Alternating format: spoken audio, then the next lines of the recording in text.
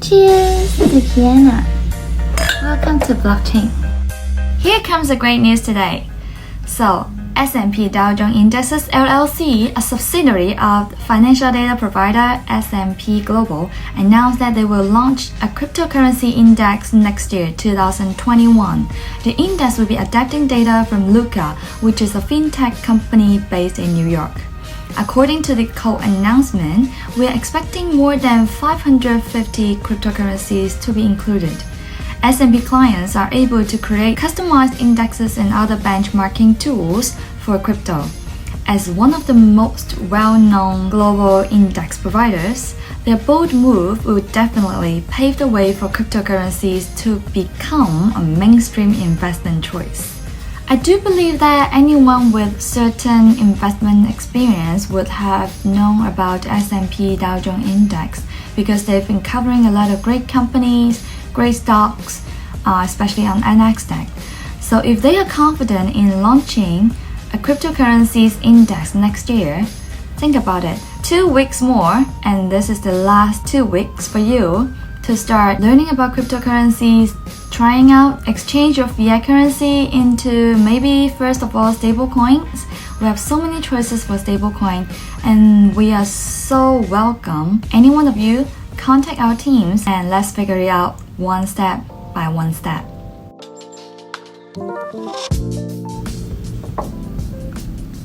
Cheers to Kiana. 今日有冇留意到隻杯有咩特別呢？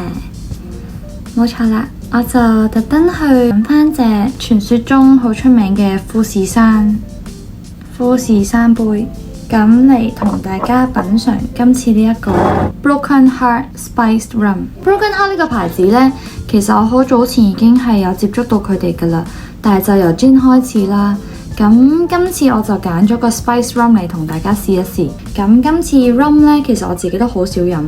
但係我會好 impressed 又係因為佢背後嘅故事啦。背後嘅故事其實係講緊有兩個好朋友，兩個 Germans 德國人。咁佢哋兩個就住喺紐西蘭，然後係惺惺相識。一個係 pilot， 另一位呢係一個 engineer。咁 Bird 係 engineer 嚟嘅。咁好可惜嘅就係隔咗一段時間之後，咁佢哋兩個都係哲學家啦，咁都中意飲酒啦，咁所以大家會交流。咁但係過咗一段時間之後，因為 Bird 呢就過咗身。咁佢嘅好朋友 George 啦，為咗悼念好朋友，之後就帶住佢哋嘅 gin recipe 開始咗呢個 brand 叫做 Broken Heart。咁呢一支酒呢，就係 Broken Heart 出嘅 rum。其實本身佢哋冇諗住出 rum 嘅，咁係因為佢哋一路 focus 好注重去做 gin 酒，而喺過身之前。Bird 佢其實係有一個好簡單 basic 嘅 recipe 去做 rum， 不過 partner 就會覺得如果要做 rum， 我哋就要做一啲特別啲嘅 rum， 而唔係普通嘅。咁所以不停咁樣揾方法去加啲 spice 落去，就整咗而家我哋見到呢一隻 spice rum。咁好啦，同大家一齊開咗佢先。一開始試呢隻酒呢，我覺得應該要 neat。哇！好 cinnamon， 真係好 cinnamon， 一個 beginner 都聞得出嘅 cinnamon。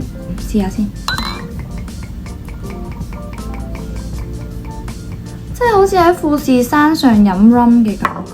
你見到隻顏色呢，都見到好 orange 嘅，明顯係用 orange peel 咁嚟做啦。咁呢隻顏色其實睇落好似好 strong 咁啊！哇，多翻去嗰句。好 cinnamon vanilla 其實都好符合本身嘅 expectation， 因為佢都講話佢個 recipe 係 vanilla 啦、orange 啦同埋 cinnamon， 咁係好濃嘅 cinnamon 嘅味道，好香，唔會好甜。因為我本身 expect 如果 vanilla 嗰會好甜，我諗佢都唔係好重 vanilla， 但係就好橙味都幾濃。我開始飲到啲 spice 啦，係辣辣地口嘅。咁佢有個特點都係因為佢係喺個 barrel 入面3年，咁就唔同其他嘅 gin 或者其他嘅 rum， 咁所以就會多咗啲 spice 啦，亦都會再 strong 啲個味道，個橙味會更加出啲。咁我諗唔可以飲得太快，要諗下聽日有啲咩新嘅配搭，同大家品嚐呢一杯。咁今日咧就繼續同大家試下唔同 variation for 呢一支 spice rum 啦。咁我就諗緊，其實大家如果去到 open bar 咧，多數都係 rum 加 coke 噶啦。咁所以今次我就揀咗支可樂嚟試一試。酒店應該覺得好麻煩，點解呢個人係咁攞冰？係唔得。太甜，我本身嘅諗法係因為佢本身有啲 spice 啦，可以配啲譬如銀鱈魚啊，又或者係雞肉啊咁樣。但係如果而家呢個情況呢，我覺得可能唔可以加 Coke， 就咁飲係好飲嘅。但係如果大家係選擇就咁嘅 open bar 飲 spice rum 加可樂係 OK。但係如果你係食飯嘅時候，咁我會覺得rum 可能甜上加甜咯。Bottom up，Cheers，Tequila。下回再見。如果你哋都中意飲酒，而有好多酒友嘅話呢，like、share and subscribe my channel。Cheers！